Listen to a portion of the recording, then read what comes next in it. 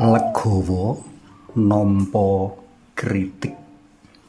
Panglimbang 5 menit dina Kemis Legi tanggal 16 Oktober taun 2025 kapethik saka Injil Lukas bab 11 ayat 47 tekan ayat 54. Ora gampang lho nampa kritik kanthi legawa. Apa meneh tumrap wong-wong kang uripe mapan ketunggon bondo, nglungguhi jabatan tartamtu, kepara dadi patuladane wong akeh. Mesti ana rasa lara ati, mesti atine panas lan serik. Menawa ora legawa, kritik kang kapratelakake bisa dadi tatu kang suwe saya ngetokake nanah ing ati, saengga ing mangsa tartamtu tembe bakal mbledhos jroning tumindak males lara wirang. Kahanan kaya cecala kang ing waosan dene kedumadi ana diri wong-wong Parisi lan para ahli Taurat.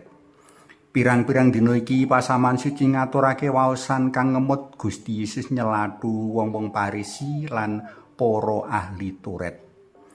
Menawa kawaos sacara jangkep jroning sak perikop, rinasa banget kaya ngapa anggone Gusti Yesus ngudal-udal kanistane wong-wong Parisi lan para ahli Taurat saengga banget ngiglo kahanane. Menawa kawaos sacara jangkep sak perikop banget rinasa kaya ngapa binesete atine wong-wong Parisi lan para ahli Taurat sak klewah mbaka sak klewah saengga tatune rojah rajih areng kranjang banget ing nandes. Selasa kepungkur, Gusti Yesus nyelathu wong-wong Parisi kang katuding bodho kang kebak urip lelamisan. Rebo wingi, Gusti Yesus nyelathu wong-wong Parisi lan para ahli Taurat minangka wong-wong kang padha mburu pakurmatan diri. Kepara, Gusti Yesus nyelathu wong-wong Parisi lan para ahli Taurat minangka wong-wong kang najis sarta najisake liyan kanthi gegambaran kuburan linabur putih. Ora ketuk semono, wong-wong Parisi lan para ahli Taurat uga kacelathu minangka wong-wong kang mapakake sanggan kang ora sinangga marang wong-wong Israel, tanpa dheweke-dhewe gelem nyenggol sanggan mau. Dina-dina iki, Gusti Yesus nyelathu wong-wong Parisi lan para ahli Taurat minangka wong-wong kang lelamisan, nampik piwulang para nabi, nanging dandani kuburan-kuburane. Mligine nampik Sri Yesus Mesias kang kacawisake rawuhi dening para nabi mau liwat wecan-wecane. Kepara Gusti Yesus kanthi nandes nyepatani wong-wong mau ora bakal padha lumebu swarga marga padha nanggung dosa-dosane para leluhur kang wis nyedani para nabi. Mula ing waosan dina iki wong-wong Parisi lan para ahli Taurat banget ing sengit ngigit-igit karo Gusti Yesus.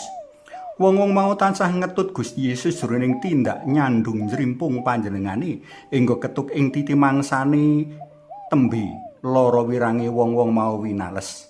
Aku mbayangake wong-wong Parisi lan para ahli Taurat bungae mbludak-mbludak merwi satru bebuyutane nandang sangsara kinuya-kuya engga seda sinalip.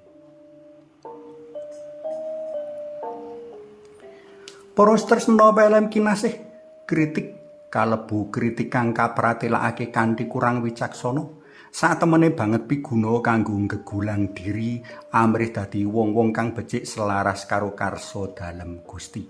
Mula kritik prayoga tinampa kanthi legawa. Menawa ora saguh nampa kritik, prayoga nyuwun kekuatan saka Gusti saengga kritik ora nuwuhake lara ati kang tundone bisa mangan kurban. Suwawi sami munjuk, kunjung asma dalam Yang Rama Sang Putra Tuwin Yang Roh Suci. Amin. Gusti Yesus mugi kaampun kawula ingkang boten gampil nampi kritik saking asanes.